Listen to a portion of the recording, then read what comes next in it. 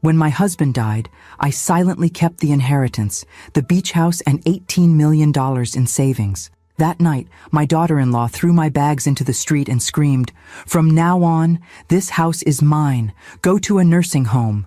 I just smiled, ready to rewrite the rules and make her pay for her cruelty. The funeral had been 3 weeks ago, yet the house still felt haunted by Harold's absence. Every corner held memories of our 45 years together. The staircase where we'd posed for anniversary photos, the study where he'd built his real estate empire, the kitchen where we'd shared morning coffee, watching the seasons change through the garden window. I moved through these spaces like a ghost myself, touching familiar objects, trying to absorb the fact that he was truly gone. The cancer had been swift, but not merciful. It had, however, given us time for important conversations during those final weeks, conversations that only Harold and I were privy to. "Eleanor," he'd said, holding my hand with surprising strength for someone so ill, "I've arranged everything. The house, the beach property in Martha's Vineyard, the investments, it's all in your name. Has been for years. The $18 million in the main account, too." I remembered how he'd squeezed my hand then, his eyes suddenly sharp with concern. "Don't tell Andrew or Samantha right away. Let everyone process the grief first. Our son, he's a good man, but weak. And Samantha," he'd trailed off, both of us knowing what went unsaid. My daughter-in-law had always been cordial in Harold's presence, but her ambitions simmered just beneath the surface of every interaction. I kept my promise to Harold. After the funeral, I said nothing about the will, about the true ownership of our family mansion where we all lived, Andrew and Samantha with the twins in the East Wing, Harold and I in the main suite. We had always been generous with them, allowing them to live rent-free in our home, providing them with an abundant lifestyle that Andrew's middling position at his father's company couldn't have sustained on its own. Samantha had never worked a day since marrying my son. Instead, she dedicated herself to maintaining her social status, hosting elaborate parties, and decorating and redecorating rooms in our house without consulting me. Harold had always smoothed over these small indignities with his diplomatic charm, but Harold was gone now. The change in Samantha began subtly. A week after the funeral, she rearranged the living room furniture without asking. When I mentioned it, she replied curtly, "The room needed updating, Eleanor. We can't keep living in a time capsule." By the second week, she was instructing the housekeeper to prioritize her requests over mine. "Mrs. Winters, the younger Mrs. Winters, needs this handled immediately," she'd say, throwing meaningful glances my way. Today marked 3 weeks since Harold's passing, and Samantha's behavior had escalated to outright commands. "Eleanor," she called from the dining room, not bothering to look up from her magazine as I passed, "the good china needs to be set out. I'm having the ladies from the club over for lunch tomorrow." "The everyday china would be more appropriate for a casual lunch," I suggested gently. She looked up then, irritation flashing across her perfectly made-up face. "I said the good china. The Limoges set with the gold trim." I paused. That particular set had been a wedding gift from Harold's parents, used only for our most special family occasions. "I'd rather save that set for..." "For what?" Samantha cut in, standing now. "For some mythical special occasion? Harold is gone, Eleanor. Things change, and it's time you understood that." The cruelty in her tone took my breath away, but I maintained my composure. "The Limoges stays in the cabinet, Samantha. You're welcome to use any of the other sets." Something dangerous flickered in her eyes. "You don't get to make those decisions anymore." I turned to leave, unwilling to engage further, when I heard her mutter, "Won't be long before we put you in a home anyway." That night, after dinner, I quietly slipped into Harold's study, now my study, and made a call to Diane, my oldest friend. With her help, I ordered small cameras with audio recording capability to be installed discreetly in the common areas of the mansion the next day while Samantha was at her tennis lesson. Over the following days, the cameras captured exactly what I suspected: Samantha systematically undermining my authority in my own home, making disparaging comments about me to household staff, and worst of all, limiting my time with Oliver and Lily, my beloved grandchildren. "Grandma isn't feeling well," she'd tell them when they asked to spend time with me. "She's very sad about Grandpa and needs to rest. You shouldn't bother her." The twins, only 9 years old and confused by the loss of their grandfather, would nod solemnly and retreat, denied the comfort we might have given each other. I watched and listened through the discreet cameras as Samantha told her friends over cocktails, "The house will need a complete renovation once it's officially ours. Eleanor has such dated taste. I'm thinking of converting her bedroom suite into a proper spa area." I remained silent, gathering evidence, remembering Harold's advice during one of our final conversations. When you hold all the cards, there's no need to show your hand too early. The breaking point came precisely 4 weeks after Harold's death. I had declined Samantha's demand to use the antique Chinese porcelain set, a 5-generation family heirloom, for a casual tennis club luncheon. Her reaction was volcanic. "Who do you think you are to tell me no in this house?" she screamed, her carefully maintained social mask slipping completely. "This mansion belongs to Andrew now. You're just a guest here, a guest who has overstayed her welcome." When I calmly explained the significance of the porcelain and offered an equally elegant alternative, Samantha completely lost control. "I'm sick of your presence, sick of your family treasures and your memories. This is my home now, and you're no longer welcome here." She grabbed my arm, pulling me toward my bedroom, and began throwing my clothes into suitcases. "From now on, this house is mine. Go to a nursing home, go to a hotel, I don't care. But you're leaving today." Andrew arrived home mid-confrontation, his face pale with shock. "What's happening?" he asked weakly.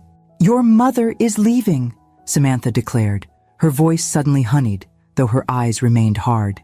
"We've discussed it, and she agrees it's for the best." Andrew looked at me, confusion and guilt warring in his expression. I could have contradicted her then, could have revealed everything, but something held me back. Instead, I simply smiled, a small, knowing smile that momentarily unsettled Samantha. "I understand," I said quietly. "I'll go stay with Diane tonight." As Andrew helped carry my hastily packed bags to the car, avoiding my eyes, I felt not defeat, but a strange, calm certainty. Tomorrow, I would contact Lawrence Bennett, Harold's longtime attorney and our friend. Tomorrow, the cards I'd been holding would finally be revealed, and Samantha would learn the true meaning of consequences. The guest bedroom at Diane's house was smaller than my suite at the mansion, but it offered something I hadn't realized I needed: peace. No critical eyes following my movements, no hushed conversations that stopped when I entered a room, no constant reminders that I was suddenly deemed irrelevant in the life I had helped build. "I still can't believe she threw you out of your own house," Diane said, setting a cup of tea on the nightstand. My oldest friend since college, she had listened to the entire story with increasing indignation. "And Andrew just stood there? Your own son?" "Harold always said Andrew inherited his height, but not his spine," I replied, the familiar ache of disappointment resurfacing. "He's never stood up to Samantha, not once in 10 years of marriage." Diane sat at the edge of the bed. "So what happens now, Eleanor?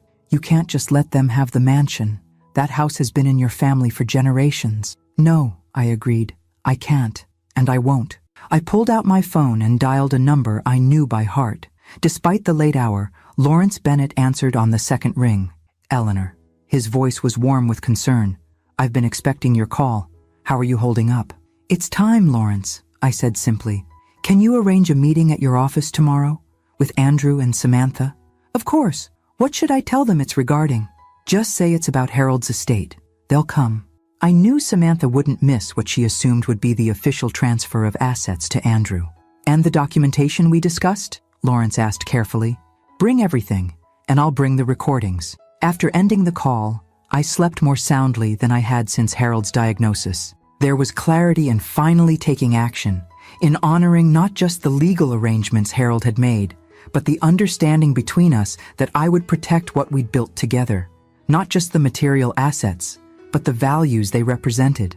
The next morning, I dressed with particular care, a tailored navy suit that Harold had always admired, subtle pearl earrings, and the diamond wedding band that hadn't left my finger in 45 years. Armor of a sort for the battle ahead.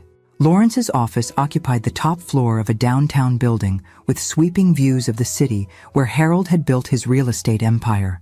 When Diane dropped me off, I spotted Andrew's car already in the parking lot.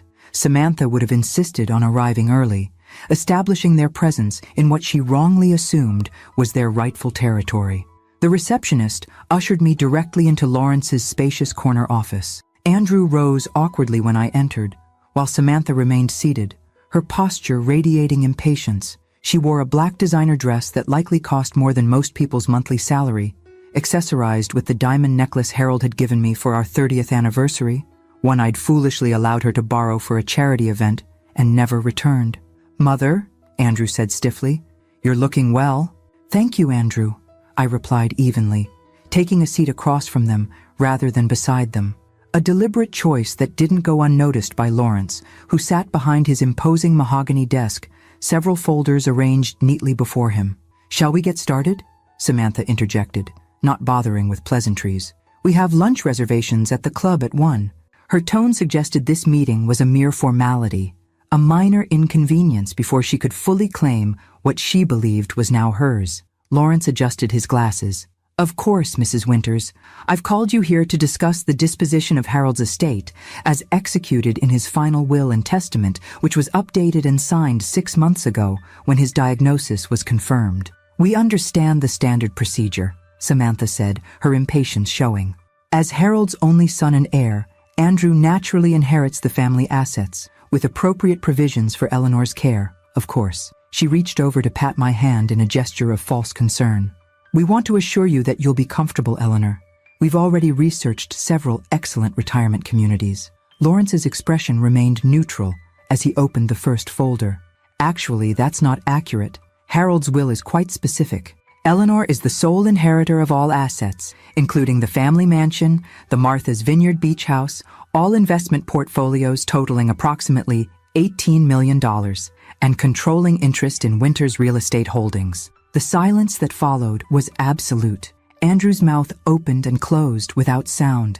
Samantha froze, her carefully arranged expression of benevolent patience shattering into confusion, then disbelief. "That's impossible," she finally managed.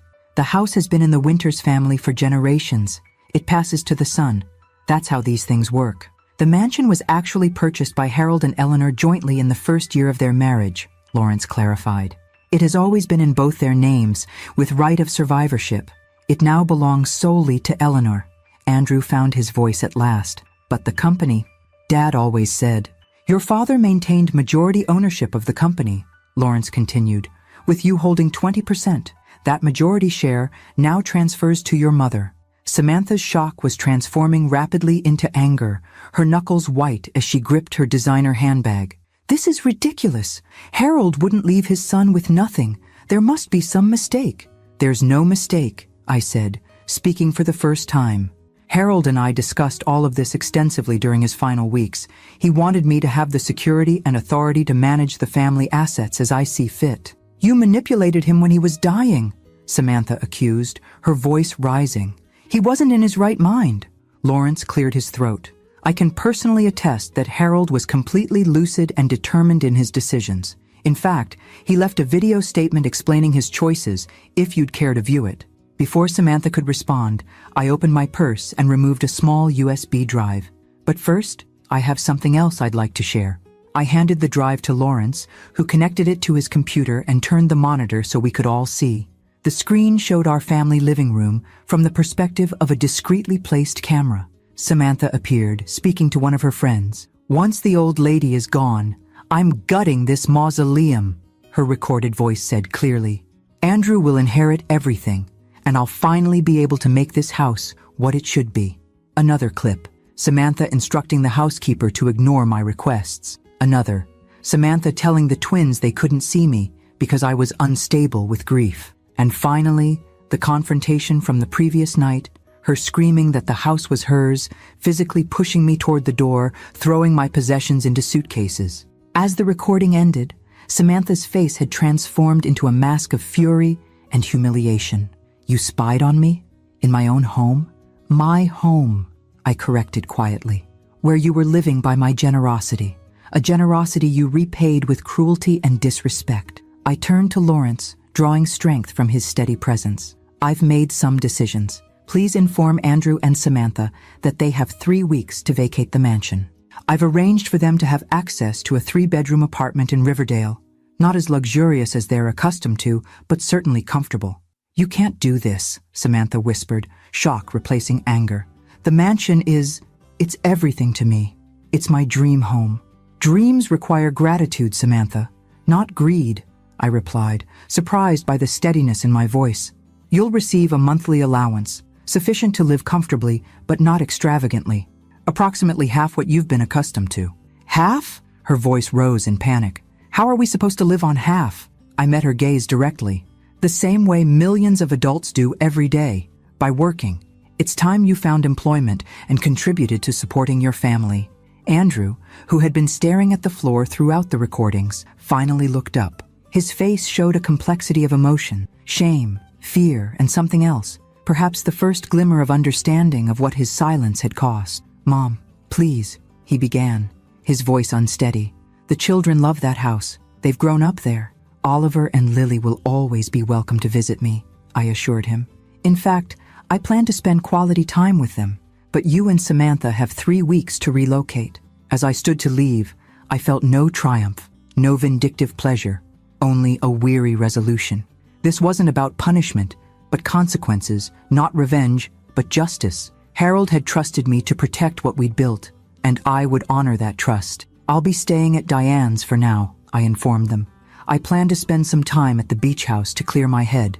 Lawrence will handle the details of your move and the new financial arrangements. Samantha remained frozen in her chair, the reality of her situation still sinking in. Andrew rose awkwardly, looking suddenly older, diminished. I'm sorry, he said softly, the words sounding inadequate even to his own ears. I know you are, I replied. But sometimes, Andrew, sorry isn't enough. The 3 weeks following the meeting in Lawrence's office unfolded like scenes from a play I'd never expected to be part of. From my temporary sanctuary at Diane's house, I watched the drama unfold through updates from Lawrence, the household staff, and occasional glimpses when I visited to collect personal items. Samantha cycled through stages of reaction with theatrical intensity. First came denial. She consulted 3 separate attorneys, all of whom confirmed what Lawrence had told her.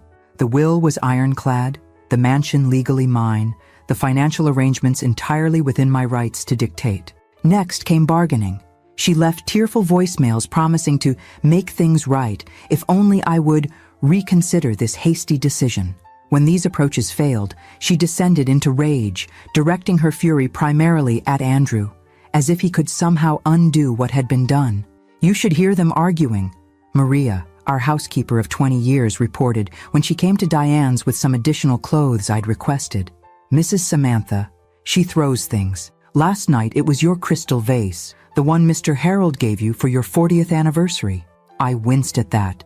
The vase had been hand-blown in Venice during a second honeymoon trip, another casualty of Samantha's entitlement. And Mr. Andrew? I asked, though I could already imagine my son's response. Maria shook her head sadly. He just takes it. Sometimes he tries to calm her down. Mostly he hides in his office with a drink. I sighed, recognizing the pattern. Andrew had always chosen the path of least resistance, preferring to weather Samantha's storms rather than stand against them. It had been the same when the twins were small, and Samantha hired a night nurse against my gentle suggestion that the babies needed their mother. Andrew had shrugged and said, "She needs her sleep, Mom. You know how she gets when she's tired. Always an excuse, always a surrender." On the 10th day after the meeting, I visited the mansion to collect some family photo albums. I timed my visit for when I knew Samantha would be at her standing hair appointment, hoping to avoid a confrontation. Instead, I found Andrew alone in the kitchen, staring into a cup of coffee as if it might contain answers to questions he'd never thought to ask. He startled when I entered, then stood awkwardly. "Mom, I didn't know you were coming by." "Just picking up a few things," I explained, keeping my tone neutral. Up close, I could see the toll the past days had taken on him. Shadows under his eyes, new lines etched around his mouth, the slight tremor in his hand as he set down his cup. "Samantha's meeting with a job counselor today," he offered unexpectedly. "Someone Lawrence recommended."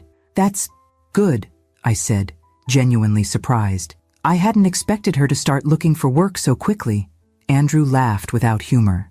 It wasn't exactly voluntary. The reality of the reduced allowance hit home when she couldn't cover her spa membership renewal. He hesitated, then asked, "How are you doing?" "At Diane's, I mean." The question caught me off guard with its simple humanity. The first time in years he'd inquired about my well-being without Samantha's influence coloring the interaction. "I'm all right," I answered truthfully. It's peaceful there.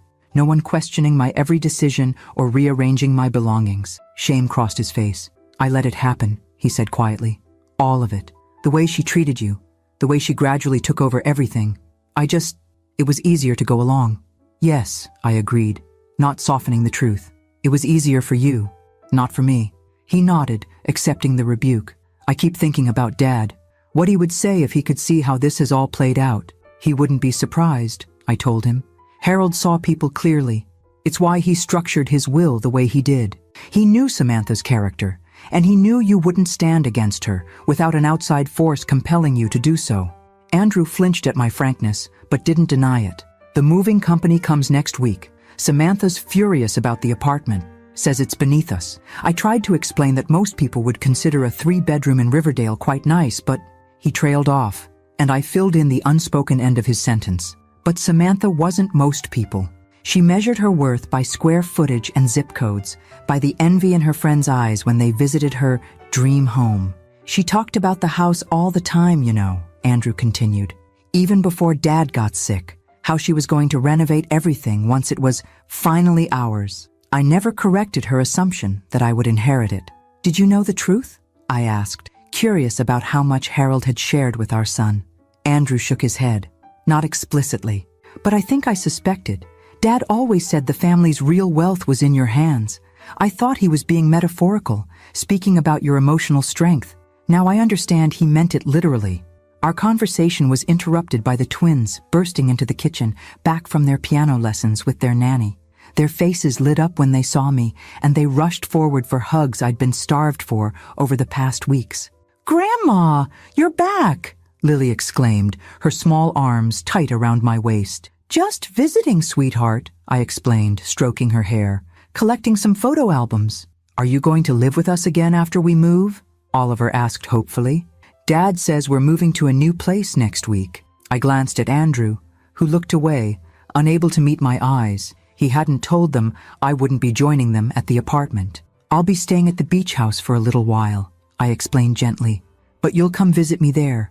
We can look for shells and build sandcastles." "But why can't you live with us anymore?" Lily persisted, her 9-year-old sense of justice detecting the wrongness in the situation.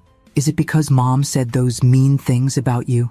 Andrew's head snapped up at this, and I saw the realization dawn that the children had been more aware of Samantha's behavior than anyone had assumed. "Sometimes grown-ups need space from each other," I said carefully, "but that doesn't change how much I love you both." After promising to call them that evening and arranging a weekend visit to Martha's Vineyard, I gathered my photo albums and prepared to leave. Andrew walked me to the door, lingering awkwardly in the foyer of what had been my home for 4 decades. "Samantha's talking about divorce," he said abruptly, his voice low so the children wouldn't hear. "Says this isn't what she signed up for, that she didn't marry me to live like a common person or work like a servant." I studied my son's face, seeing in it echoes of Harold's features, but none of his strength. "Does that surprise you?" I asked gently. Andrew sighed, deflating further. "No, and that's the saddest part. It doesn't surprise me at all." As I drove back to Diane's, I reflected on the unraveling of my son's marriage, a union I had harbored doubts about from the beginning, but had respected as his choice. Now, faced with the first genuine adversity of their married life, it was crumbling like a sandcastle at high tide.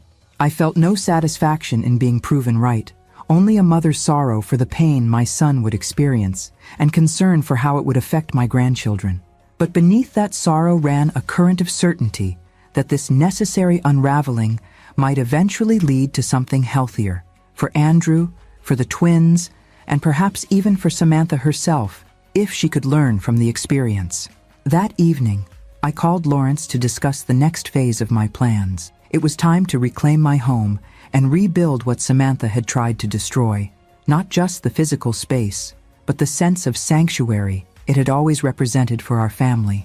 Martha's Vineyard welcomed me with open arms, as it had every summer for 30 years. The beach house stood on a bluff overlooking the Atlantic, its weathered cedar shingles and blue shutters unchanged since Harold and I had purchased it as a celebration of his first major development success. Unlike the mansion, which had been in Harold's family for generations before we made it our own, This place had always been purely ours, a sanctuary we had created together. I arrived on a Thursday morning, exactly 4 weeks after Harold's funeral. The timing wasn't lost on me. In just 1 month, my life had been completely upended, first by grief and then by betrayal. But as I unlocked the front door and breathed in the familiar scent of sea air and old wood, I felt something shift inside me. This wasn't an exile, it was a homecoming. Mrs. Collins, the local woman who looked after the property year-round, had prepared for my arrival. Fresh flowers stood in vases, the refrigerator was stocked with essentials, and a handwritten note welcomed me with warm condolences for Harold's passing. These small kindnesses brought tears to my eyes in a way that Samantha's grand cruelties hadn't managed to do. I spent that first day reacquainting myself with the house, running my hands over surfaces Harold had touched, opening windows to let the sea breeze sweep through rooms that had stood empty since our last visit the previous summer. In the master bedroom, I found Harold's worn flannel robe still hanging on the back of the door. I buried my face in it, searching for his scent, but found only the faint smell of cedar and salt air. That night, I sat on the deck with a glass of wine, watching the waves crash against the shore below. For the first time since Harold's death, I allowed myself to fully feel the magnitude of my loss. Not just the loss of my husband and best friend, but the loss of the family life I had believed we were building. The relationships I had trusted would sustain me in my grief. I didn't expect it to play out this way, I said aloud, imagining Harold beside me as he had been countless evenings before. I knew Samantha was difficult, but I never thought she'd show her hand so completely. The wind carried my words away, but I continued the one-sided conversation, finding comfort in articulating thoughts I'd kept locked inside for weeks. You were right about her, and about Andrew. I should have listened more carefully. I sipped my wine, watching the moonlight dance across the water. But you were also right about me. I'm stronger than I look. I slept deeply that night, lulled by the rhythm of the waves and the emotional release of finally acknowledging the full spectrum of my grief. When I woke the next morning, I felt lighter somehow, more myself than I had since Harold's diagnosis. The twins arrived that weekend, brought by a clearly uncomfortable Andrew who avoided meeting my eyes as he dropped them off. Samantha had refused to come, claiming she was too busy with job interviews to make the trip. The children, however, showed no such reluctance, tumbling from the car with excited shouts and running straight into my waiting arms. "Grandma, your house is right on the ocean," Oliver exclaimed, his eyes wide as he took in the expansive view. "Can we go down to the beach right now?" Lily added, already pulling off her shoes in anticipation. I laughed, my heart filling at their enthusiasm.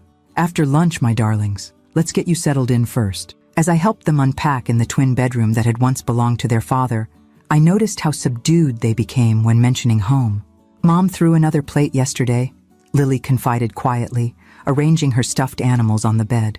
"She said the apartment is too small for her good china anyway. She and Dad fight all the time now," Oliver added, his young face serious beyond his years. "She keeps saying it's not fair, and he should have protected her, whatever that means." I chose my words carefully, aware of the delicate position the children were in. Sometimes adults have trouble adjusting to changes. Your mom and dad are going through a difficult time, but they both love you very much. Mom says we wouldn't have to move if you weren't being so mean, Lily said, watching my face closely for a reaction. She says you're punishing everyone because you're sad about Grandpa. The directness of children never fails to catch one off guard. I sat on the edge of the bed and gestured for them both to join me. "Your mom is entitled to her opinion," I said gently, "but that's not what's happening. Grandpa and I worked very hard all our lives to build what we have.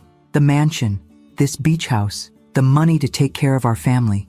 These things belong to me now, because that's what Grandpa wanted. I'm not punishing anyone, but I do believe in consequences for how people treat each other." "Like when I'm mean to Oliver and have to apologize and lose screen time?" Lily asked, making the connection with her own experience. "Exactly like that," I confirmed. "But this is a grown-up version with bigger consequences." "Mom was mean to you," Oliver stated matter-of-factly. "We heard her yelling at you that night. She told you to go to a nursing home." I hadn't realized they'd witnessed Samantha's outburst, another failure of parental awareness in that household. Yes, she was, and that hurt my feelings very much. "So she's in timeout now?" Lily suggested, simplifying the situation in a way that made perfect sense from a child's perspective. I smiled despite myself, something like that. The weekend passed in a blur of beach walks, board games, and bedtime stories, normal grandmother activities that felt extraordinary after weeks of being told I was a burden to be disposed of. The twins flourished under the simple attention I provided, their natural exuberance returning after being subdued by the tense atmosphere at home. When Andrew came to collect them Sunday evening, I invited him in for coffee. He hesitated on the threshold, looking around the beach house with an expression I couldn't quite read. "I'd forgotten how beautiful it is here," he said finally, following me to the kitchen. "Dad and I used to fish off those rocks before sunrise. Remember?" "Of course I do," I replied, setting out mugs. "You caught your first striped bass when you were 8. Harold was so proud he called everyone we knew." A ghost of a smile crossed Andrew's face. "Those were good days." "They were," I agreed, studying my son as I prepared the coffee. He looked marginally better than he had the last time I'd seen him. Less haunted, more present. "How is the move progressing?" "It's done," he said with a sigh. "We're in the apartment now. It's an adjustment." "And Samantha?" Andrew's expression closed. "She had her first day as a receptionist at Blackwell Real Estate yesterday. Dad's biggest competitor, ironically. She came home in tears, said the office manager was cruel, and the work beneath her capabilities. The first day of any job is challenging, I observed neutrally, though I couldn't help thinking that a woman who'd spent a decade attending spas and charity luncheons might indeed find regular employment a shock to her system. "She's still talking about divorce," he added, his voice carefully even. "Says she didn't sign up for this downgrade in lifestyle, that she deserves better." I set his coffee before him, choosing my response with care. "What do you think you deserve, Andrew?" The question seemed to startle him. "I don't know anymore," he admitted after a long pause. "I used to think I deserved everything Dad built, the mansion, the company leadership, the respect that comes with the Winters name. Now I'm not sure I earned any of it." It was the most self-aware statement I'd heard from my son in years. Rather than filling the silence that followed, I let him sit with that realization, watching as he gazed out at the ocean through the kitchen window. "The twins seem happy here," he said finally, changing the subject. "More like themselves than they've been in weeks." "Children are resilient when given stability and love," I replied. "They're welcome here any time. I hope you know that includes you, Andrew." He met my eyes then, his own shining with unshed tears. "Even after everything, after I let Samantha treat you that way, after I stood by while she threw you out of your own home, you're still my son," I said simply. "I'm disappointed in your choices, but that doesn't erase a lifetime of love." As he left with the twins, extracting promises from me to call them every evening, I watched from the porch until their car disappeared down the winding coastal road. The weekend had been healing in ways I hadn't anticipated, not just for the children, but for me as well. In their uncomplicated affection, I had found something I'd been missing since Harold's death: purpose. That night, I called Lawrence with a decision. It was time to return to the mansion, not because Samantha's cruelty had been forgiven or forgotten, but because I refused to remain exiled from the home Harold and I had built together. Our legacy deserved better than that, and so did I. The mansion loomed before me, grand and familiar, yet somehow different now that I approached it as a returning owner rather than an evicted matriarch. It had been exactly 6 weeks since Harold's funeral, 5 weeks since Samantha had thrown my belongings into the street, and 1 week since she and Andrew had vacated the premises for their more modest apartment in Riverdale. Lawrence had arranged for a thorough cleaning after their departure, but as I turned my key in the lock and stepped into the foyer, I could still feel the lingering tension in the air, as if the walls themselves had absorbed the drama of recent weeks. "Welcome home, Mrs. Winters," Maria greeted me, appearing from the kitchen with a tentative smile. She had stayed on when I offered her continued employment, one of the few staff members who had consistently treated me with respect, even during Samantha's reign. "Everything is ready for you." "Thank you, Maria," I replied, setting down my handbag and taking in the space with fresh eyes. The grand staircase still curved elegantly upward. The antique Persian rug still covered the marble floor. The crystal chandelier still caught the afternoon light. Yet subtle changes marked Samantha's brief authority. The family photos that had once lined the hallway were missing. The antique side table Harold's mother had given us had been replaced with a sleeker modern piece, and the warm cream walls had been repainted a stark white that felt clinical rather than welcoming. Mrs. Samantha made some changes before she knew. Maria trailed off diplomatically. Before she knew she'd be leaving so soon, I finished for her. It's all right, Maria. The house has survived far worse than a few cosmetic alterations. I moved from room to room, cataloging the changes, noting what could be restored and what might be reimagined. In the living room, the family portraits had been removed from above the fireplace, replaced by an abstract canvas in cold blues and grays. The dining room had been largely spared, though my grandmother's lace table runner was nowhere to be seen. The kitchen remained functional but sterile, lacking the warmth of the copper pots and family recipe books that had once made it the heart of our home. It wasn't until I reached the master bedroom that the true extent of Samantha's presumption became clear.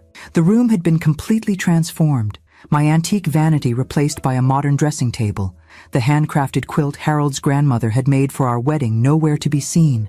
The walls now painted a dark charcoal that shrunk the once airy space. "She moved in here the day after you left," Maria explained from the doorway, her disapproval evident despite her professional restraint. "Said the master suite should belong to the new Mrs. Winters." I ran my hand over the unfamiliar bedspread, a sleek gray satin that felt cold to the touch. "And my things?" "Most were put in storage in the East Wing," Maria said, though some items disappeared.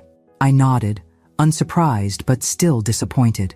"We'll sort it out, Maria, one room at a time." Over the next few days, I reclaimed my home methodically. I restored family photographs to their places of honor, retrieved treasured heirlooms from hastily packed boxes, and gradually erased the most jarring evidence of Samantha's brief tenure. The master bedroom required the most work, returning it to a space where I could sleep without feeling like a visitor in my own home. As I worked, I found unexpected comfort in the physical labor of restoration. Each picture rehung, each heirloom reclaimed, each room repainted in the warm tones I preferred. All were acts of healing, of re-establishing my place in the world after the twin upheavals of Harold's death and Samantha's betrayal. A week after my return, I invited Diane over for dinner to celebrate my homecoming. We sat in the newly restored dining room, the table set with my grandmother's lace runner, found stuffed in a linen closet, and the everyday china that Samantha had deemed insufficiently impressive. "It feels like you again in here," Diane observed, looking around appreciatively. For a while there, it was like the house had lost its soul. "That's exactly how it felt," I agreed, pouring us each another glass of wine. As if she was systematically erasing any trace of me, of us, to make room for her vision of what a Winters home should be. "Have you heard from them?" Diane asked, always direct in her inquiries. "Andrew brings the twins to visit every weekend," I replied. "They're adapting well to the apartment, though they miss the garden. Lily says her new room is cozy, which is 9-year-old code for small but acceptable." "And Samantha?" I sighed, setting down my glass. Still working as a receptionist, still furious about the downgrade in her lifestyle, still blaming everyone but herself for the situation. I paused, considering how much to share. "Andrew says she's been pressuring him to contest the will, find some legal loophole. Her latest theory is that Harold wasn't mentally competent when he updated it." Diane snorted inelegantly. "Harold Winters was sharp as a tack until the very end. Any lawyer with half a brain would laugh her out of their office." "Lawrence assured me the same," I confirmed. "But it's another strain on their marriage, another grievance for her to nurture."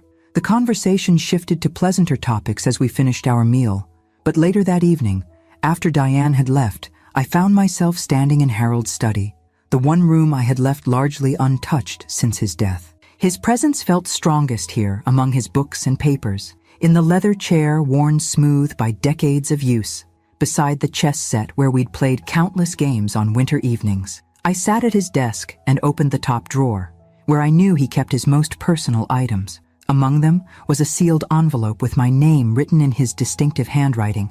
I'd discovered it shortly after his death, but hadn't found the courage to open it until now. Inside was a single sheet of his personal stationery, covered in his bold script. "My dearest Eleanor, if you're reading this, I've left you to navigate this world alone, something I promised I would never do. For that, I am profoundly sorry. I've arranged our affairs as best I could, placing everything in your capable hands. Some may question this decision, particularly those who've underestimated you all these years. They see only the gracious hostess, the supportive wife, the doting grandmother. They don't see what I've always known, that beneath your gentle exterior lies a core of steel. Andrew will struggle with this transition. His weakness has always been his unwillingness to stand firm when challenged, particularly by Samantha.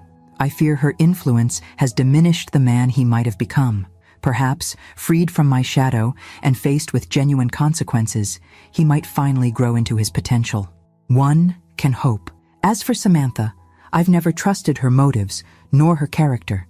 She married our son for the Winters name, and all it represents, not for love of the man himself. I suspect that when truly tested, her true nature will reveal itself, and when it does, you must be prepared to protect yourself and our legacy. I leave all this in your hands, not as a burden, but as an acknowledgement of your strength. For 45 years, you have been my partner in all things, the foundation upon which everything else was built. The world may see my name on buildings and business ventures, but you and I know the truth. None of it would exist without you.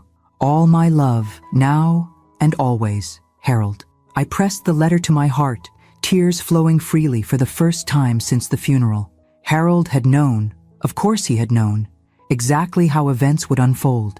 He had seen through Samantha's facade of respect, anticipated Andrew's failure to stand up for what was right, and prepared me as best he could for the challenges that would follow his death.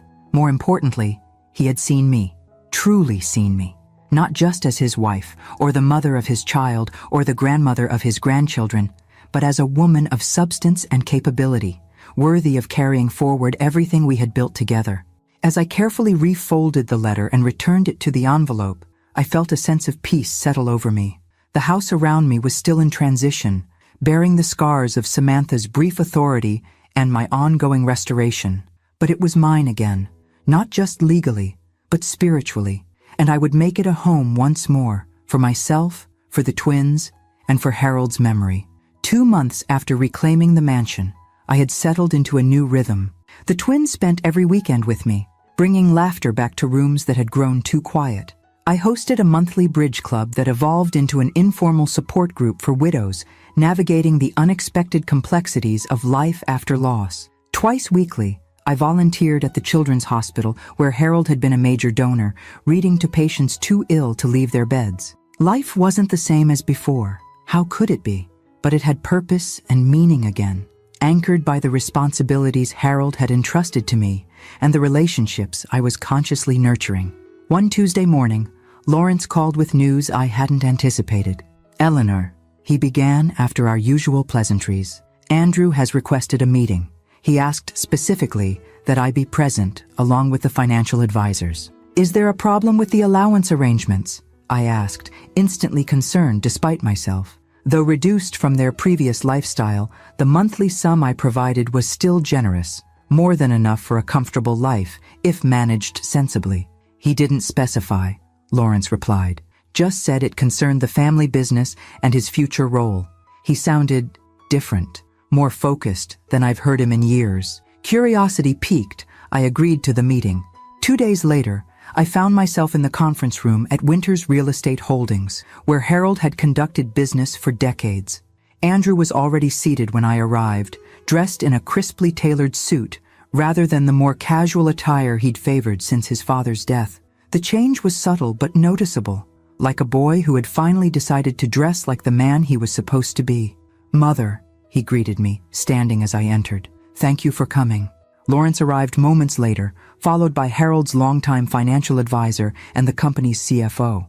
Once everyone was settled, Andrew surprised me by taking control of the meeting with an authority I'd rarely seen him exhibit.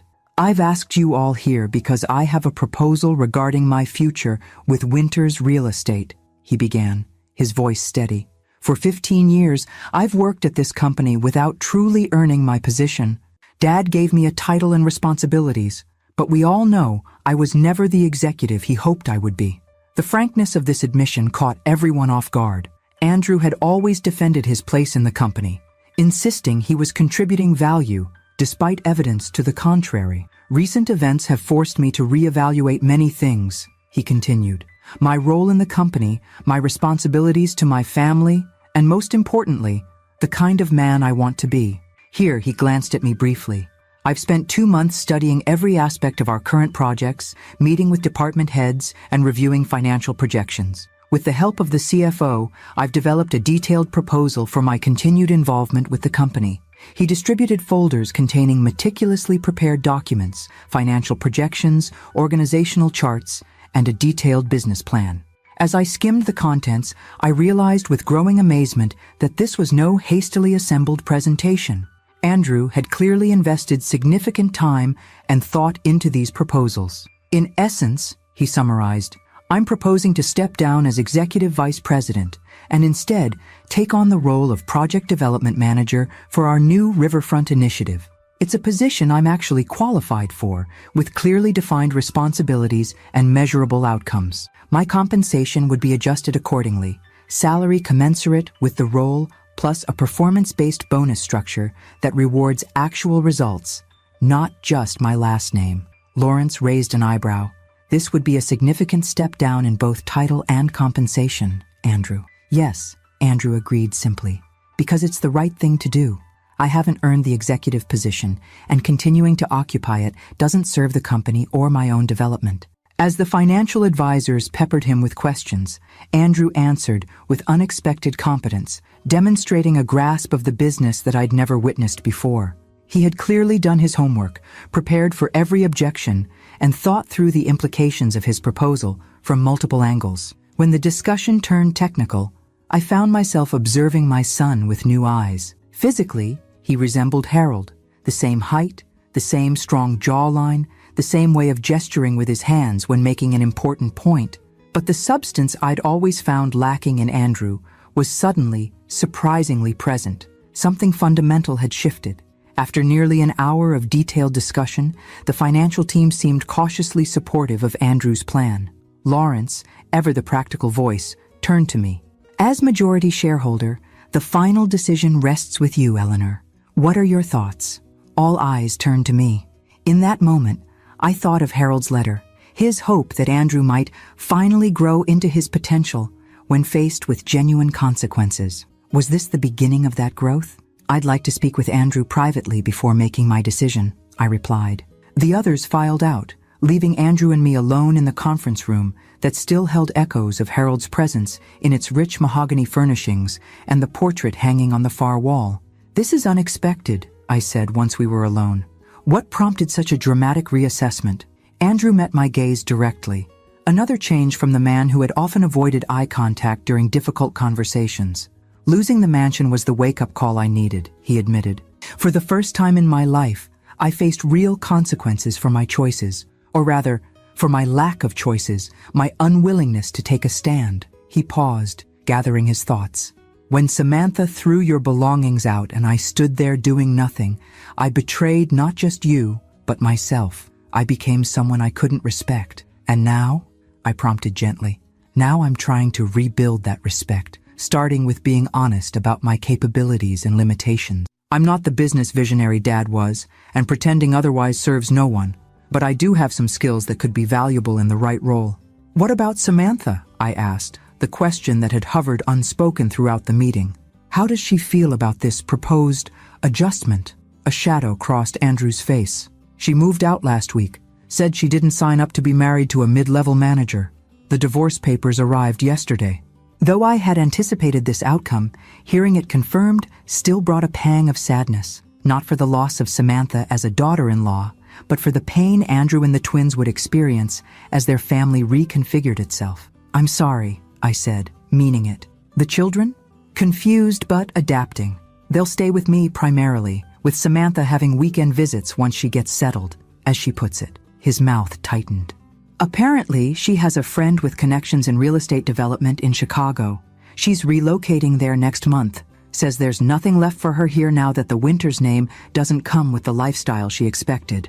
I wasn't surprised by Samantha's priorities, but I was surprised by Andrew's clear-eyed assessment of them. The son who had always made excuses for his wife's behavior was finally seeing her without illusions. And how are you really? I asked, setting aside the business proposal to focus on the man before me, my only child, now navigating his own painful transition. Andrew considered the question seriously. Oddly relieved, he admitted. The apartment feels more like home without the constant tension. The twins laugh more freely, and I'm finding that I actually enjoy being a hands-on father without Samantha micromanaging every interaction. He smiled faintly. I made pancakes shaped like dinosaurs this morning. Lily declared them the best breakfast ever, even though they were barely recognizable as reptiles. I found myself smiling in return, glimpsing the Andrew I remembered from before his marriage, more light-hearted, more authentic. As for your proposal, I said, returning to the business at hand, I'm inclined to approve it with one modification, which is, I want quarterly reviews of your performance in this new role, conducted by an independent evaluator. If you meet or exceed expectations for 2 consecutive quarters, we'll discuss a path for gradual increase in responsibilities. Earned advancement rather than entitled inheritance. Andrew nodded, his expression serious but hopeful. That seems fair. More than fair, actually. As we stood to conclude our meeting, he hesitated, then asked, Would you consider having dinner with us this Friday? At the apartment? The twins miss you and I... He paused, uncharacteristically vulnerable. I could use some advice on being a single parent. I'd be honored, I replied, touched by the request. And Andrew? Your father would be proud of what you're doing here today. For the first time since Harold's death, I saw my son stand a little straighter, his shoulders squaring with a confidence born not of entitlement, but of hard-won self-awareness. I hope so, he said quietly. I'm finally trying to be the man he believed I could be. The twins' enthusiasm was immediate and boisterous when I arrived at the apartment for dinner that Friday. Oliver grabbed my hand to show me his new bedroom, while Lily danced around us, interrupting with details her brother omitted. Dad let us pick the colors ourselves, Oliver explained proudly, showing off walls painted a vibrant blue. And we got bunk beds, so there's more space to play. I have the top bunk, Lily added importantly. Dad says I'm more coordinated, so I'm less likely to fall. The apartment, while certainly smaller than the mansion, was bright and pleasant. A corner unit on the 8th floor with large windows and an open floor plan. Andrew had arranged it thoughtfully, with comfortable but practical furniture and personal touches that made it feel like a home rather than a temporary arrangement. Family photos displayed prominently, the twins' artwork framed on the walls, bookshelves filled with well-loved volumes from the mansion's library. In the compact but functional kitchen, Andrew was putting the finishing touches on dinner. Nothing elaborate, just a simple roast chicken with vegetables, but prepared with evident care.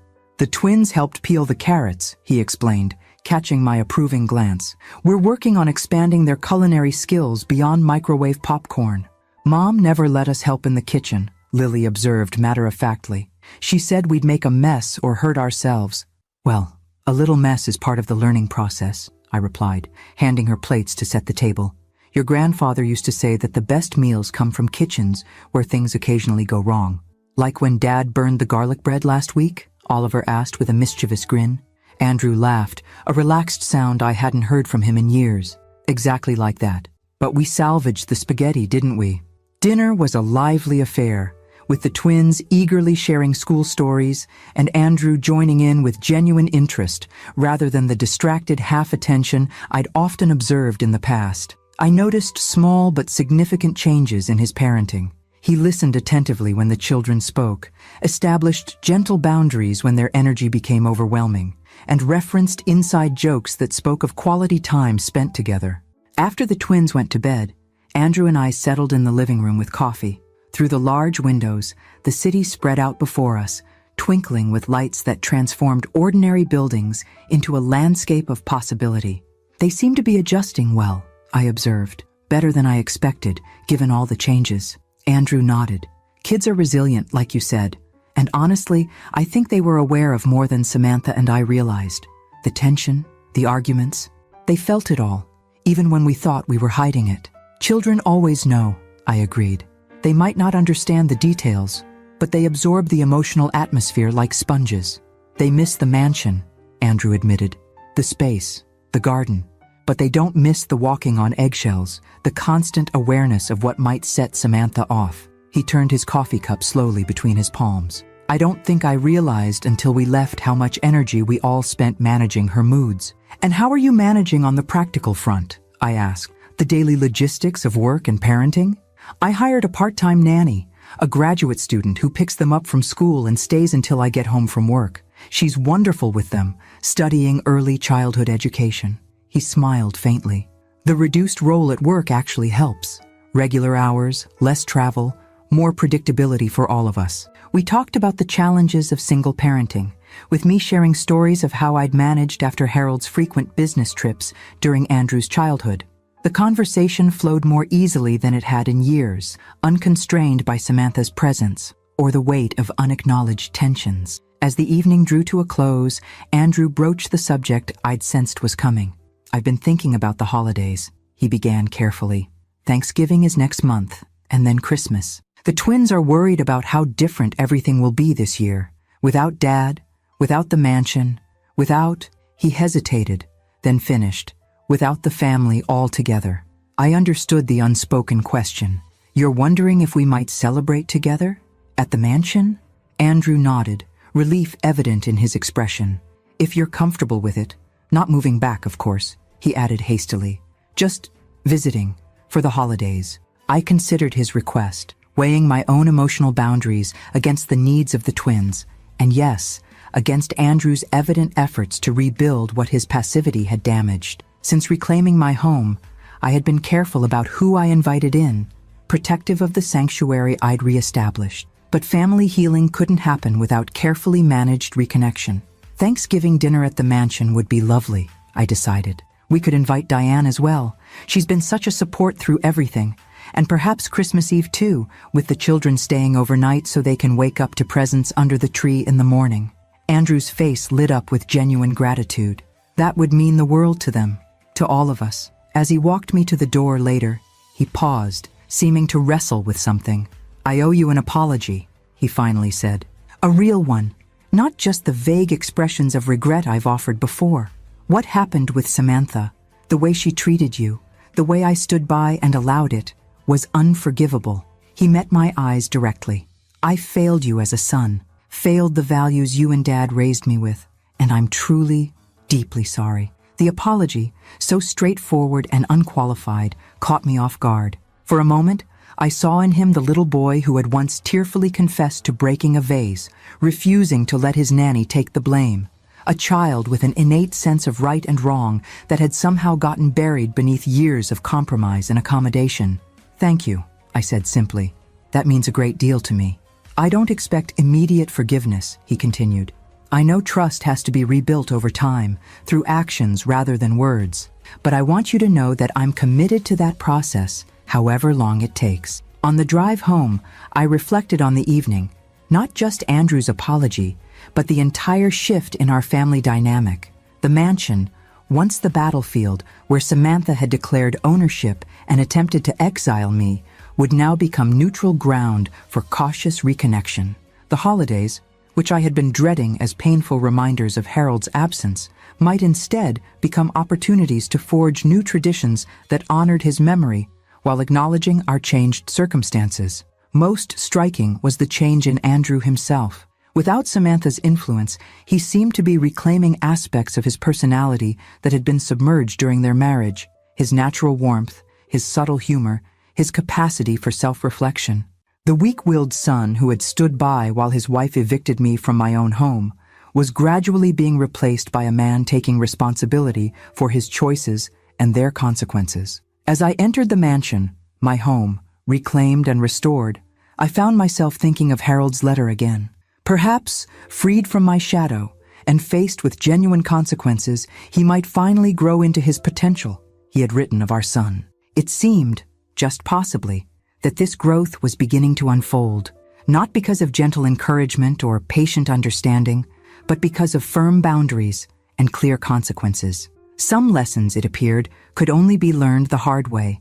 The thought brought no satisfaction, only a quiet recognition that sometimes love expresses itself not through endless accommodation, but through the courage to say, enough. The week before Thanksgiving brought the first real snowfall of the season, transforming the mansion's grounds into a winter wonderland that reminded me of Christmases past. As I supervised the staff preparing for Thursday's dinner, I found myself thinking of Harold, how he'd always insisted on bringing in the first Yule log himself, how he'd secretly placed small gifts around the house for me to discover throughout the holiday season, how he'd read "'Twas the Night Before Christmas" to Andrew and later to the twins with dramatic flourishes that delighted the children.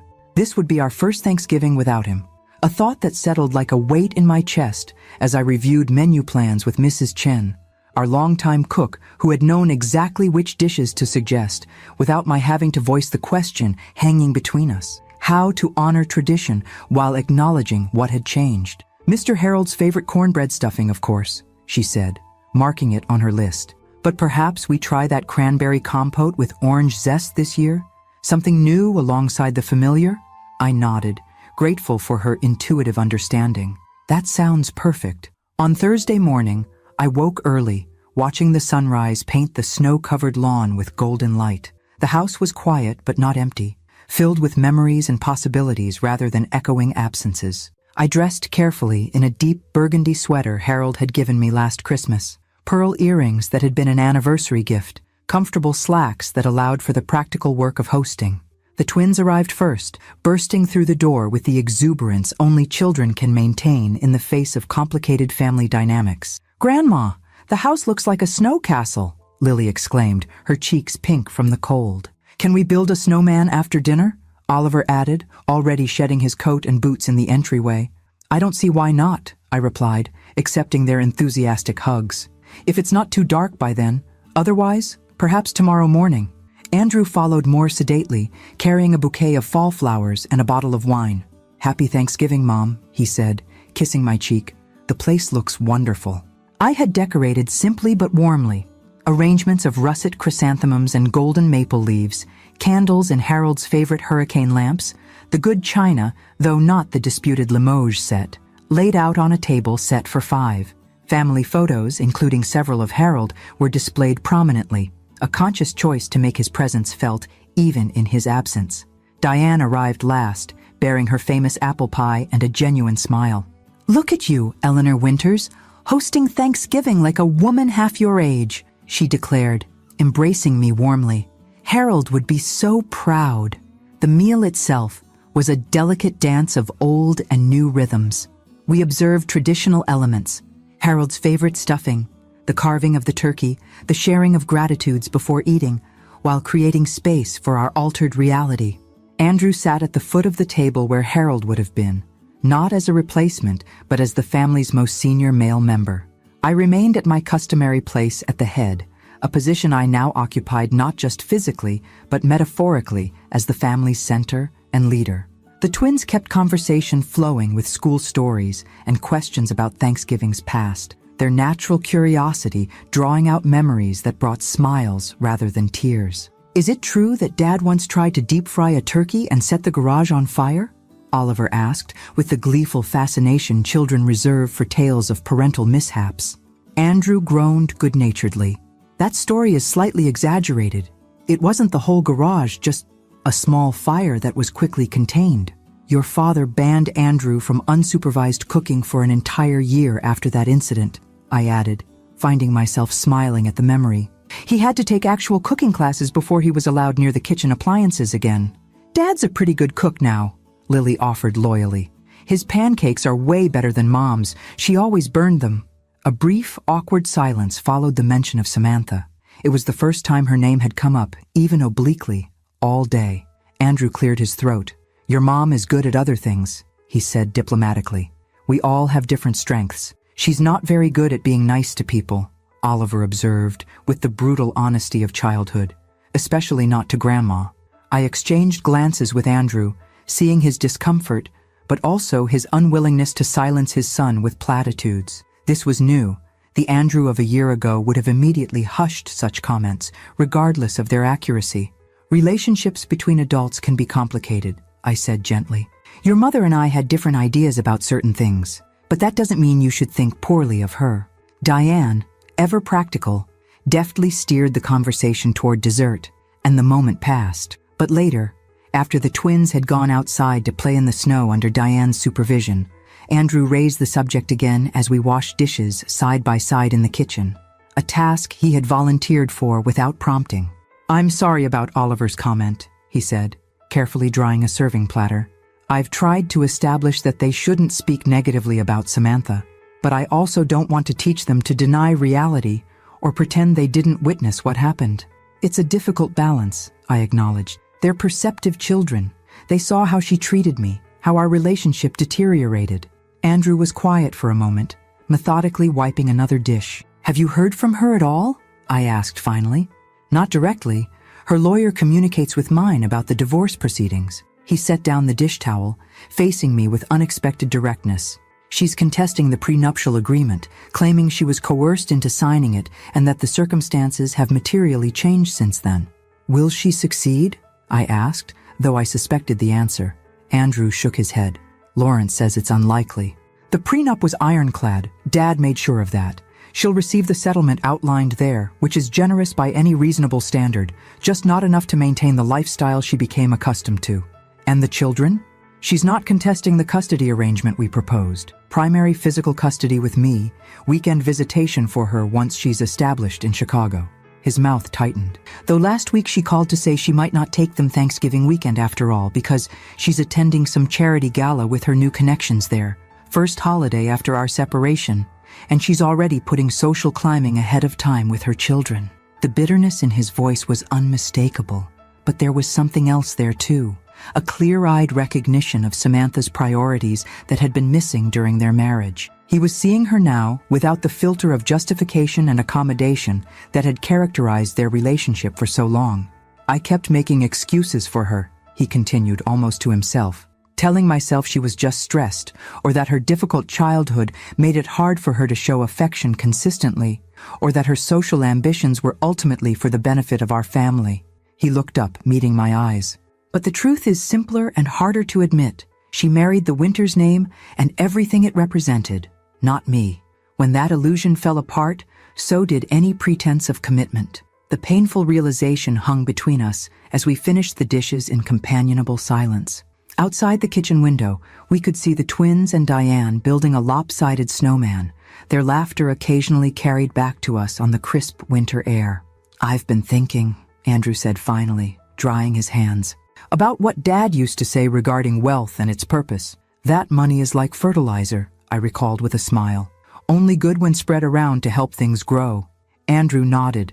"I'd like to establish trust funds for the twins, not the kind that create entitled adults who never learn the value of work, but the kind that ensure educational opportunities and a solid start in life." "That sounds like a wonderful idea," I agreed.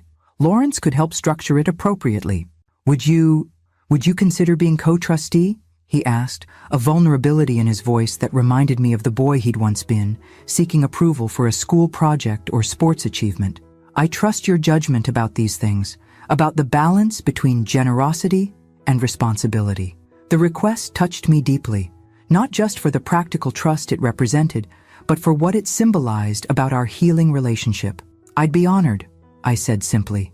As we rejoined the others outside, watching the twins put the finishing touches on their snowman, I felt Harold's absence keenly, but also his enduring influence. In the values Andrew was rediscovering, in the traditions we were adapting rather than abandoning, in the family bonds that had bent under pressure but ultimately held. This Thanksgiving, different as it was from all those that had come before, had given me something unexpected to be grateful for. The possibility that from the wreckage of betrayal and loss, something authentic and resilient might yet emerge. The mansion transformed for Christmas in the way it had for 4 decades under my direction.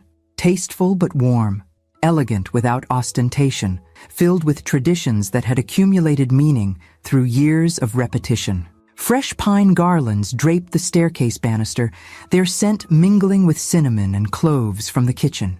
The grand tree in the main living room stood 12 feet tall, adorned with ornaments that told our family story. The silver rattle that had been Andrew's first Christmas gift, the hand-painted globes Harold and I had collected on our travels, the increasingly sophisticated handmade creations the twins contributed each year. In the weeks since Thanksgiving, a new pattern had established itself. The twins spent every weekend with me, sometimes with Andrew joining us, sometimes with him taking those precious 2 days for self-care and personal regrouping. I had begun attending Oliver's basketball games and Lily's dance recitals, stepping into roles that Samantha had occupied more for social appearance than genuine interest. Andrew and I spoke almost daily, our conversations ranging from parenting logistics to business matters to deeper reflections on the changes in our lives. Samantha had indeed skipped her Thanksgiving visitation with the children, citing a can't-miss networking opportunity in Chicago. The twins had been disappointed, but not devastated, a telling indication of how peripheral she had already become in their emotional lives. She had, however, confirmed she would take them for the weekend after Christmas, her first visitation since the separation. The twins approached this prospect with a mixture of curiosity and trepidation that I monitored carefully, offering reassurance without undermining their relationship with their mother. Christmas Eve began with a light snowfall that dusted the mansion's grounds like confectioner's sugar, creating the perfect backdrop for the evening I had planned. Andrew and the twins arrived in the early afternoon, carrying overnight bags and gifts wrapped with the endearing imperfection that signaled Andrew's involvement rather than professional packaging. "We made cookies to leave for Santa," Lily announced importantly, carefully carrying a tin decorated with reindeer stickers. "Dad helped, but we did most of it ourselves." "They're a little crispy," Andrew confided in an undertone as the twins raced upstairs to the rooms I had prepared for them, their old bedrooms refreshed with new bedding and subtle updates that acknowledged their growing maturity. "Baking is still not my strong suit." "Santa isn't picky," I assured him with a smile. "He appreciates the effort." The afternoon passed in pleasant preparation, helping the twins hang their stockings on the mantel, playing carols on the baby grand piano that had been silent too long, assembling a gingerbread house with more enthusiasm than architectural skill. Andrew seemed more relaxed than I had seen him in years, laughing genuinely at the twins' jokes, participating fully in activities he might once have observed from the periphery. After an early dinner, we bundled up for what had once been a winter's family tradition, delivering homemade cookies and small gifts to the mansion's staff and neighbors. Harold had always insisted on these personal connections, believing that wealth created not just privilege, but responsibility to the community around us. It was a tradition Samantha had gradually eroded, preferring impersonal gift cards to the time-intensive process of personal delivery. "Dad always made us sing carols when we delivered the packages," Andrew remembered, as we walked the snowy path to the groundskeeper's cottage, the twins running ahead with barely contained excitement. "Even when I was a surly teenager who thought it was mortifying. He believed in the power of showing up in person," I replied, watching my breath form clouds in the crisp air. "Said you couldn't build true community through intermediaries." Andrew nodded thoughtfully. "I've been thinking a lot about his philosophies lately. So many things he tried to teach me that I didn't fully appreciate at the time." The evening's deliveries were met with genuine pleasure by recipients who clearly hadn't expected the tradition to continue after Harold's passing.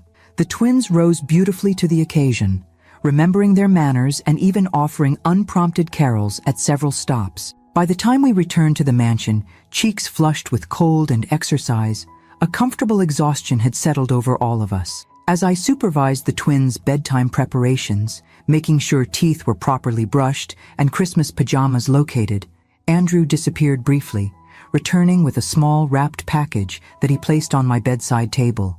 "A little early Christmas gift," he explained, when I raised a questioning eyebrow. "Something I'd like you to have tonight."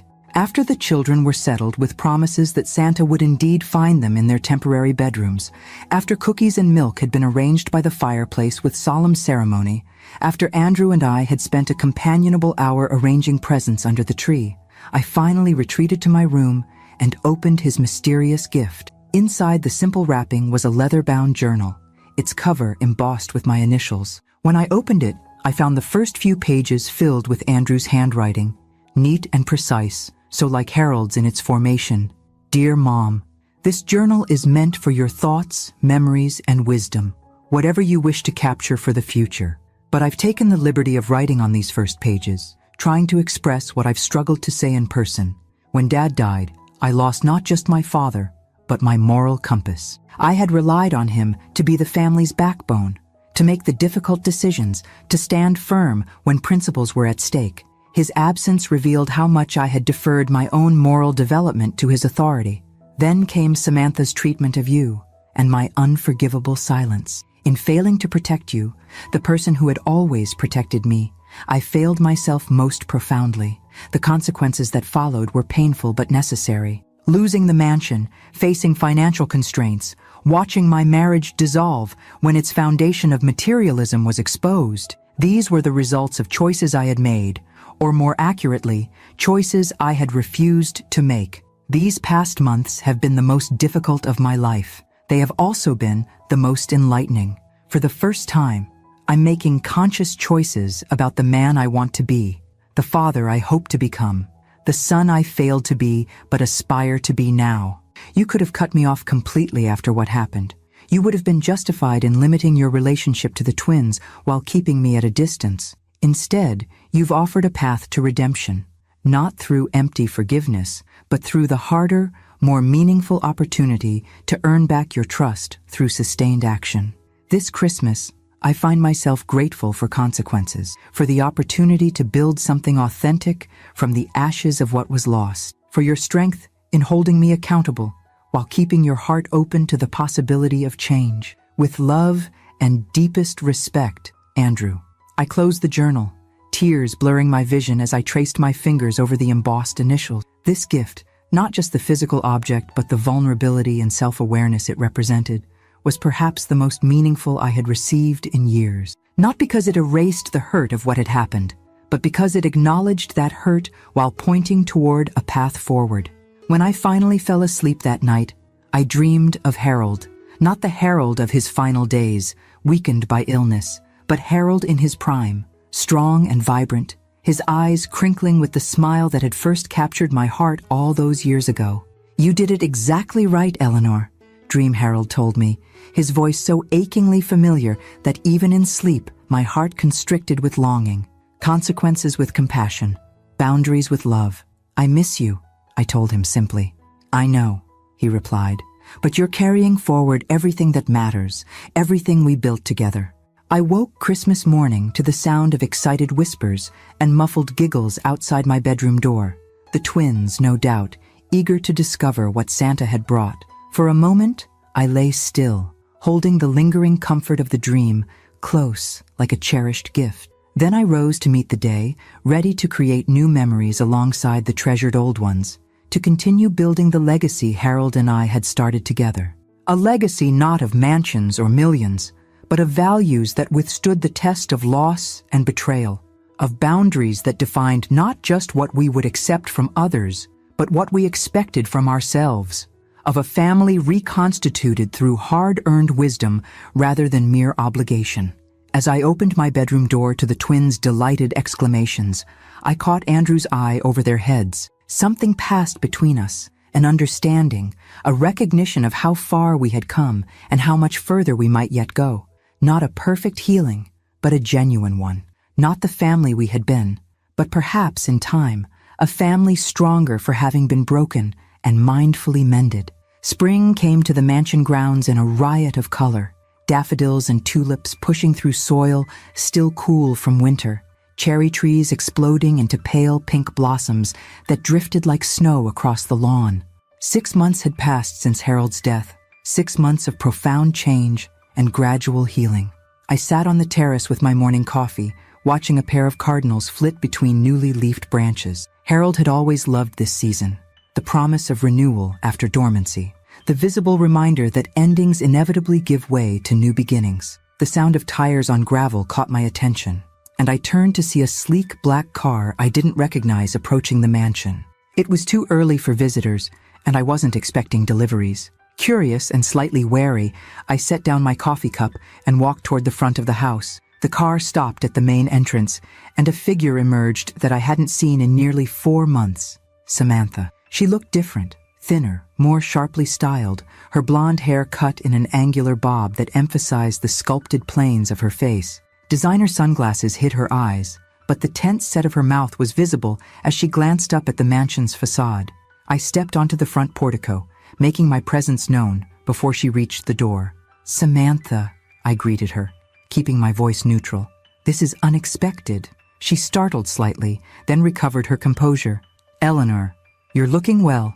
An awkward silence stretched between us. The last time she had stood on these steps, she had been throwing my belongings out the door, declaring the mansion hers. Now she stood as a visitor, awaiting permission to enter what she had once attempted to claim. "Would you like to come in?" I finally offered, professional courtesy overriding personal history. "I was just having coffee on the terrace." She nodded stiffly, following me through the house with the air of someone trying not to appear too interested in her surroundings. I noted her quick glances at the changes I'd made since reclaiming my home. Walls repainted in warmer tones, furniture rearranged to better facilitate conversation, Harold's photographs given places of honor throughout the space. On the terrace, I poured a second cup of coffee without asking if she wanted it. She accepted it with a murmured thanks, then sat perched on the edge of a chair as if ready to flee at any moment. "I assume you're in town to see the children," I said, breaking the silence. "Andrew mentioned you'd be visiting this weekend." "Yes," she confirmed, "but that's not why I'm here. She hesitated, uncharacteristically uncertain. "I wanted to speak with you directly." I raised an eyebrow but said nothing, waiting for her to continue. "My attorney informed me yesterday that the divorce will be finalized next week," she said, removing her sunglasses to reveal eyes rimmed with subtle fatigue. "The prenuptial agreement stands. I'll receive exactly what was specified there. No more, no less." "I see," I replied, still unsure of her purpose in telling me this. "And you're satisfied with the arrangement?" A flash of the old Samantha surfaced, a bitter twist of her mouth, a sharp glint in her eye. Satisfied? Hardly. But I've been advised that further legal challenges would be futile and expensive. She sipped her coffee, using the moment to gather her thoughts. "I've secured a position with Blackstone Development in Chicago, junior marketing director. The salary is adequate, less than my monthly allowance used to be, but enough to maintain a decent apartment and reasonable lifestyle." The admission seemed to cost her something, this acknowledgement of reduced circumstances, of having to work for what had once been freely given. I found myself curious about her transformation, about what had driven her to seek me out after months of silence. "Congratulations on the position," I said sincerely. "Harold always said you had a natural talent for marketing. It's good to see you applying it professionally." Samantha looked momentarily taken aback by the genuine comment. "Thank you," she replied, before setting down her cup decisively. "But pleasantries aren't why I'm here. I've come to make you an offer." "An offer?" I repeated, intrigued despite myself. "Yes, regarding the mansion." Understanding dawned. 6 months later, and she was still fixated on the house she had coveted so openly, the house she had tried to claim through manipulation and intimidation. "The mansion isn't for sale, Samantha," I said firmly. "I'm not proposing to buy it," she clarified quickly. "I know that's not possible. What I'm proposing is an arrangement." She leaned forward, intensity radiating from her slender frame. "My new position comes with certain social expectations. Entertaining clients, hosting events that showcase my understanding of luxury and taste. This apartment I've rented in Chicago is serviceable, but hardly impressive." I began to see where she was heading, but let her continue. "I'm proposing that you allow me to use the mansion for occasional events, perhaps quarterly. I would cover all costs, of course, catering, staff, any specific preparations. You wouldn't need to be present, though you'd be welcome if you wished." She spoke rapidly now, as if afraid I would cut her off. "It would be a business arrangement, purely professional, good for my career, and perhaps a step toward repairing some of the damage between our families." I studied her face, searching for the manipulative intent I had learned to recognize during our years as family. What I saw instead surprised me.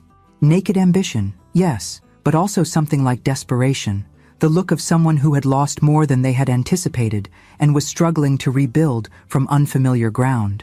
"An interesting proposal," I said carefully. "But I'm curious, why come to me with this? Why not approach Andrew? He is, after all, still legally your husband for a few more days." Samantha's gaze dropped momentarily. "Andrew wouldn't agree. He's changed, become harder in some ways. More like Harold than I expected." I couldn't help the small smile that formed at her observation. "And you thought I would be more pliable after what transpired between us?" "No," she admitted, "but I thought you might be more pragmatic. This arrangement could benefit everyone. I maintain certain appearances necessary for my career. You receive compensation for minimal inconvenience. The children see that their parents can maintain a civil relationship despite the divorce. I considered her offer, turning it over in my mind as I would a complex business proposition, because that's precisely what it was.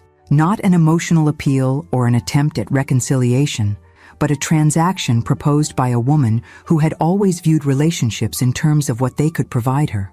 The mansion is not a prop, Samantha, I said finally. Not a backdrop for creating impressions or advancing careers. It's a home, my home. The place where I lived with Harold for 45 years, where we raised our son, where we created a legacy of family memories. Her expression hardened slightly. So that's a no. That's a no, I confirmed, but without rancor. But I would like to offer something else if you're interested.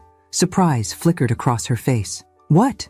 Advice, I said simply. From someone who built a life and identity independent of wealth and status. Harold and I started with very little, you know. The fortune, the mansion, the social position, these came later through years of hard work and careful choices. Samantha looked skeptical, but didn't immediately dismiss my words.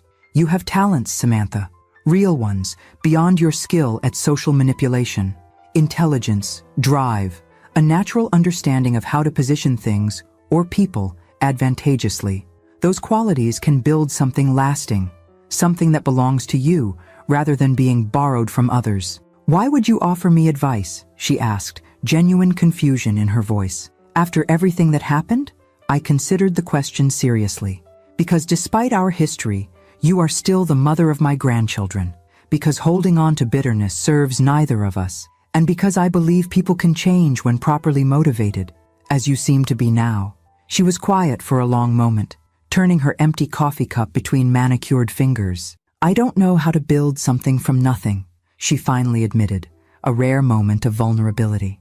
I've always aligned myself with what was already established. Then perhaps that's your first lesson, I suggested gently. Learning to value the foundation before coveting the mansion built upon it. As she prepared to leave, Samantha paused at the terrace steps. You know, when I first met Andrew, I thought the most valuable part of being a Winters was the name and everything that came with it. Now I wonder if I misunderstood what the real Winters legacy is. And what do you think it is now? I asked, curious about her perception. Consequences, she said after a moment's reflection.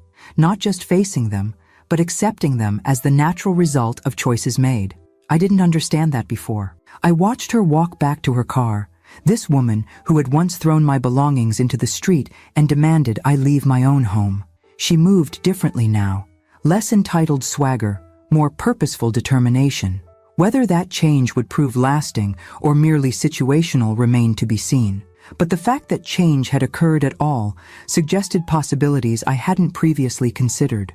That evening, as I sat in Harold's study reviewing quarterly reports from Winters Real Estate, I found myself smiling at the irony of Samantha's observation. She had intended to evict me from my home and claim ownership of a legacy she hadn't earned. Instead, she had inadvertently set in motion a series of events that strengthened that legacy in ways none of us could have anticipated. Andrew was growing into the man Harold had always believed he could be, still flawed and human, but increasingly guided by principles rather than path of least resistance. The twins were thriving under a parenting arrangement that prioritized their emotional well-being over appearances. And I had discovered strengths I hadn't known I possessed, the capacity to establish boundaries without cruelty, to offer consequences with compassion, to rebuild what had been broken on a stronger foundation than before. When my husband died, I silently kept the inheritance, the beach house, and $18 million in savings, I murmured to myself, remembering those first difficult days after Harold's passing. That night, my daughter-in-law threw my bags into the street and screamed, "From now on, this house is mine. Go to a nursing home." I looked around at the study that now truly reflected both Harold's presence and my own emerging identity as the keeper of our shared legacy. I just smiled, ready to rewrite the rules and make her pay for her cruelty. The payment hadn't been what I'd initially imagined in that moment of shock and betrayal. Not vengeance or humiliation, but the harder currency of self-awareness and growth. For Samantha, for Andrew, for the twins, and yes, for me as well. Harold would have approved of the symmetry, I thought. of how an attempted theft had ultimately led to greater appreciation for what was truly valuable, of how consequences, properly applied, had created not just justice, but opportunity for genuine change. As I closed the ledger and prepared for bed, I felt his presence not as a ghost or memory, but as a continuation, the values we had built together, now carried forward in new ways and new generations. The true inheritance, passed along not through legal documents, but through lived example, through choices made and consequences accepted, through love that remained steadfast even when tested by betrayal.